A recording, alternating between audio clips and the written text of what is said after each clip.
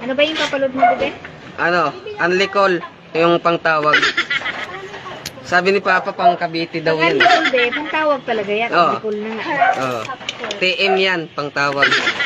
Pangtawag ng Cavite yan eh. Ayaw mo bang pang tawag sa probinsya? Hindi, sa Cavite lang, sa ano. Sa Cavite lang talaga gusto mo? Oh, doon sa ano eh, Paliparan. Paliparan to.